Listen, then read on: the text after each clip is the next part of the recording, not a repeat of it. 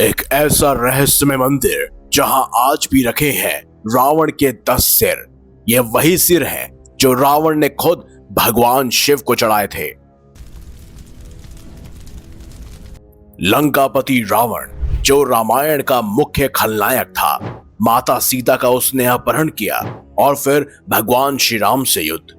मायावी शक्तियों और नाभि में अमृत कुंड होने के बावजूद रावण जीत ना सका। रावण ने वैसे तो अपने जीवन काल में कई पाप किए, लेकिन एक चीज थी जो उसके अंदर कूट कूट कर भरी थी, और वो थी भगवान शिव के प्रति सच्ची भक्ति। उसकी भक्ति में इतनी निष्ठा थी कि उसने हजारों साल भगवान शिव का तप किया और फिर एक एक कर अपने सभी शीश काट काट कर उन्हें अर्पित कर दिए। लेकिन अगर मैं आपसे कहूं कि हमारे भारत देश में एक ऐसा मंदिर आज भी मौजूद है जहां खुद रावण ने अपने 10 सिर काटकर भगवान शिव को अर्पित किए थे, तो क्या आप यकीन करेंगे? जी हां, ये सच है।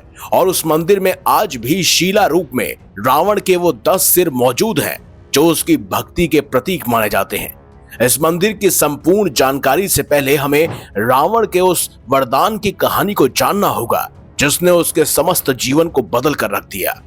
रावण, कुंभकर्ण और विभीषण तीनों ही महर्षि विश्वश्रवा और राक्षसी कैकसी के पुत्र थे और ब्रह्मदेव के परपोते थे। रावण बहुत बड़ा ज्ञानी था। उसने शास्त्रों का बहुत ज्ञान अर्जित किया था, लेकिन देवताओं द्वारा राक्षसों पर अत्याचार और राक्षस प्रवृत्ति होने के कारण उसने ब्रह्मा को प्रसन्न कर वरदान प्राप्ति के उद्देश्य से घनघोर तप किया। हजारों वर्षों तक चले तप से ब्रह्मदेव प्रसन्न हुए। रावण ने वरदान स्वरूप अमरत्व मांगा, लेकिन ब्रह्मा जी ने यह कहते हुए मना कर दिया कि यह वरदान देना असंभव है, तुम कुछ और मांग लो। तब रावण ने वरदान मांगा कि मुझे मनुष्य और वानर के अलावा कोई ना मार सके। ब्रह्मदेव ने तथास्तु कहा और रावण की नाभि के अंदर अमृत संग्रहित कर दिया। इसके बाद भी रावण रुका नहीं। इस बार उसने भगवान शिव की घोर तपस्या आरंभ की। रावण ने तपस्या के लिए एक ऐसा स्थान चुना जहां आज भी उसकी तपस्या के सबूत मिलते हैं। ये जगह थी देवभूमि उत्तराखंड के नंदप्रयाग से 10 किलोमीटर दूर एक छोटा सा गांव बैरास कुंड। रावण ने हजारों वर्षों तक महादेव की तपस्या की, लेकिन महादेव उसके समक्ष प्रकट नहीं हुए। तब उसने तपस्या को नेक्स्ट लेवल पर ले जाने का सोचा और एक एक कर अपना सिर काटना शुरू कर दिया। हर बार जब वो अपने सर को काटता तो एक नया सिर प्रकट हो जाता, क्योंकि रावण को केवल मनुष्य या वानर ही मार सकते थे, उसके अलावा कोई नहीं। इस प्रकार रावण ने अपने 10 शीश महादेव को काटकर भेंट कर दिए। भगवान शिव रावण की इस तपस्या से बहुत प्रसन्न हुए और उन्होंने ही रावण को दशानन होने का वरदान दिया। तब से रावण के 10 सिर हैं। शिवजी ने रावण को यह भी वरदान दिया कि उसका अगर कोई शीश काट देगा तो उसके नए शीश निकल आएंगे। तभी तो भगवान राम जितनी बार भी रावण का शीश काटते वो वापस अपनी जगह पर उगाता था। ये तो थी वरदान की बात, लेकिन जिस जगह रावण ने यह तपस्या की थी वो देवभूमि उत्तराखंड के नंदप्रयाग से 10 किलोमीटर दूर एक छोटे से गांव में बैरास कुंड नामक जगह पर स्थित है। रावण ने जिस 10 स्थानों पर अपने सर काट कर रखे थे उन स्थानों को दशमोली कहा जाता है, जिसके चलते इस गांव की पूरी पट्टी का नाम दशोली पड़ा है। वहीं नंदप्रयाग में आज भी वो हवन कुंड मौजूद है जहां पौराणिक काल के सबूत मिलते हैं। अलकनंदा और मंदाकिनी नदियों के संगम पर बसा नंदप्रयाग 5 धार्मिक प्रयागों में से दूसरा है। पहला प्रयाग है विष्णु प्रयाग। वैसे शुरू से ही नंदप्रयाग को आध्यात्मिक सुकून वाला क्षेत्र माना जाता है और शायद इसीलिए रावण ने महादेव की तपस्या के लिए इस स्थान को चुना था।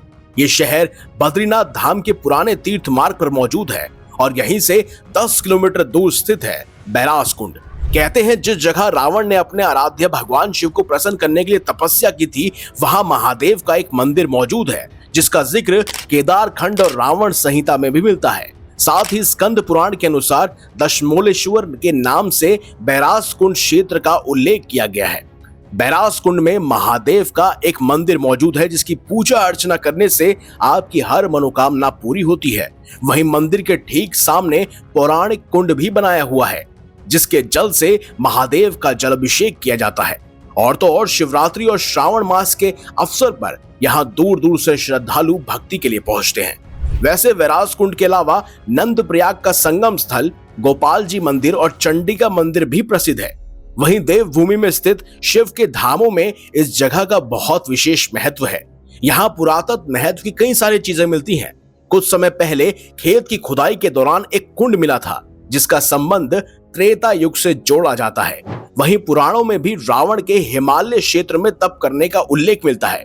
वहीं कहते हैं कि महर्षि वशिष्ठ ने भी इसी स्थान पर तप और आराधना कर महादेव को प्रसन्न किया था। वैसे सबसे दिलचस्प बात तो यह है कि मंदिर प्रांगण में आज भी रावण का पौराणिक हवन कुंड मौजूद है। वैसे मंदिर के पास रावण शिला भी मौजूद है जिस पर रावण की उंगलियों के निशान मौजूद हैं। और इसका दावा केवल हम ही नहीं करते बल्कि वैज्ञानिक भी करते हैं। उन उंगलियों के निशानों का माप बहुत ही विशालकाय है। साथ ही कार्बन डेटिंग से यह पता लगाया गया है कि यह त्रेता युग के समय का हो सकता है। लेकिन सबसे खास बात तो ये है, कहते हैं जब रावण ने अपने 10 सिर काटकर दान करे तो वो अचानक ही पत्थर के बन गए। और आज इस मंदिर के आसपास 10 बड़ी बड़ी शिला मौजूद है जो कि बिल्कुल विशालकाय सिर जैसे लगते हैं। स्थानीय लोग ना इन्हें छूते हैं और ना ही इनकी पूजा अर्चना करते हैं। वो मानते हैं कि इन्हें छूने से या फिर इनकी पूजा अर्चना करने से सभी देवता रुष्ट हो जाएंगे। वैसे कुछ लोग कहते हैं कि ये सिर्फ एक कल्पना है, लेकिन हमारे धार्मिक इतिहास को मानने वाले इसे सच मानते हैं। और इसका जीता जागता उदाहरण है बैराज कुंड में स्थित ये मंदिर, जो आस्था, भक्ति और तपस्या का प्रतीक है। तो कभी भी अगर आप देवभूमि उत्तराखंड की तरफ प्रस्थान करें या घूमने जाएं तो इस मंदिर के दर्शन अवश्य कीजिएगा, क्योंकि यहाँ पहुंचकर आपकी त्रेता युग की यादें ताजा हो जाएंगी। और रामायण को झूठ मानने वालों को ये वीडियो जरूर दिखाइएगा। तो अगर आपको हमारी ये खास जानकारी, ये वीडियो अच्छी लगी है तो इस वीडियो को लाइक कीजिए, हमारे चैनल को सब्सक्राइब कीजिए और साथ ही साथ इस बारे में आप क्या सोचते हैं वो भी कमेंट बॉक्स में अवश्य बताइएगा। तो मिलेंगे अगली बार एक नई खास वीडियो के साथ। अब तक ले देखते रहिए संपूर्ण ज्ञान का केंद्र बिंदु, मिस्टीरियस हिंदू।